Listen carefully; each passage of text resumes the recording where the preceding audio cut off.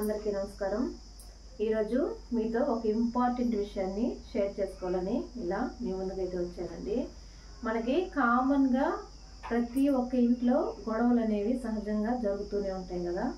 ఆ గొడవలు అనేది అసలు ఎందుకు మొదలవుతాయి, ఎందుకు చిన్న గొడవ నుంచి మనకి చాలా పెద్ద గొడవ అయిపోతుంది కదా, అది ఎందుకు అవుతుంది ఏంటి, దానికి మనం ఎక్కువ గొడవ అవ్వకుండా ఉండడానికి మనం ఏం చేయాలి అనేది ఒక చిన్న విషయాన్ని మీతో అయితే షేర్ చేద్దామని అనుకుంటున్నానండి। నాకు తెలిసినంత వరకు నేను చెప్తున్నాను। ఇప్పుడు మామూలుగా మనకి ఇంట్లో ఏదైనా గొడవ వచ్చినప్పుడు ఒక చిన్న మాట దగ్గర నుంచే కదండి స్టార్ట్ అవుతుంది। ఇప్పుడు మన హస్బెండే అనుకోండి, మనల్ని ఏదో ఒక విషయంలో ఒక చిన్న మాట అయితే అంటారు, మనం దానికి ఏం చేస్తాం, విని సైలెంట్గా ఉన్నాం కదా, తిరిగి మనం ఇంకొక మాట అయితే అంటాము। తర్వాత హస్బెండ్ కోపం వచ్చి మళ్ళీ మనల్ని ఇంకో మాట అయితే అంటారు। అలా వాళ్ళు ఒక మాట అంటే మనం 4 మాటలుగా మనం అంటూ ఉంటాం కదా। అప్పుడేమవుతుంది, చిలికి చిలికి గాలి వాన లాగా తుఫాన్ లాగా అయిపోతుంది కదండి, ఒక చినుకు తుఫాన్ లాగా మారిపోతుంది। మనము ఆ చిన్న పొరపాటుగా చేయకుండా ఉన్నట్లయితే మనకి గొడవ అనేది ఎక్కువ పెద్దదవదండి। ఇప్పుడు మనం ఏదో ఒకటి గొడవ అయినప్పుడు ఒక మాట అన్నప్పుడు మనం సైలెంట్గా కానీ ఉండగలిగితే ఆ గొడవ అనేది అంతటితో ఉండదండి। మన వల్ల ఏ పొరపాటు లేకపోయినా ఏ తప్పు లేకపోయినా మన మాట అంటే మనం పడాలా అని మీరు అడగచ్చు, తప్పు లేదండి। ఎక్కడ తగ్గాలో తెలిసిన వాళ్ళే గొప్ప వాళ్ళండి, ఎక్కడ నెగ్గాలో కాదు, ఎక్కడ తగ్గాలో తెలిసిన వాళ్ళే నిజంగా చాలా గొప్ప వాళ్ళు। ఇలా మీరు గమ్ముగా ఉండడం వల్ల మీరు తక్కువ అయినట్టేం కాదు, అలా అని మీరు చులకనని కూడా కాదండి। మనం ఒక మాటని తీసుకోగలిగినప్పుడే మనకి అది చాలా అంటే చాలా ఉపయోగపడుతుంది। ముందు ముందు కూడా ఈ టిప్పు చాలా మందికి ఉపయోగపడుతుందండి।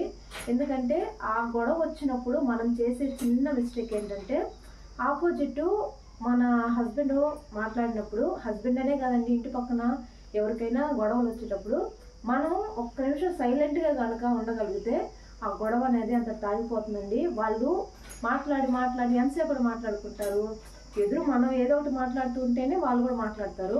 మనం ఎప్పుడైతే మాట్లాడడం ఆపేస్తామో అప్పుడు వాళ్ళకి ఎంతసేపు మాట్లాడుకుని వాళ్ళే కామ్గా అయిపోతారు, గొడవ అనేది ఉండదండి। అదే మనం మాటకి మాట చెప్పుకుంటూ వెళ్తుంటే అది చాలా పెద్ద గొడవ అయ్యి కొట్టుకునేదాకా వచ్చేస్తుంది।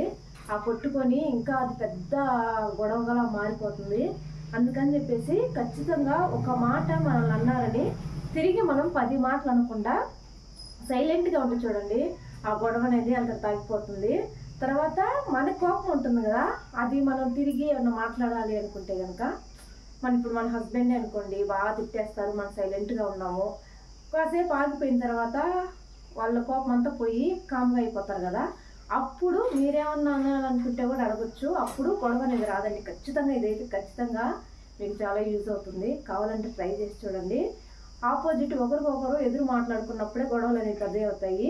ఒకరు మాట్లాడేటప్పుడు మరొకరు సైలెంట్గా కనుక ఉండగలిగితే చాలా కష్టమైన పని అండి, ఇది మాత్రం అది చాలా ఇంపాసిబుల్, కానీ అలా ఉండగలిగితే మాత్రం గొడవలు అనేది మ్యాక్సిమం రావండి। దయచేసి ఈసారి ఎప్పుడైనా మీ ఇంట్లో ఏదైనా గొడవ అయ్యేటప్పుడు ఈ చిన్న టిప్ అయితే మీరు పాటించండి, ఖచ్చితంగా మీకే తెలుస్తుంది।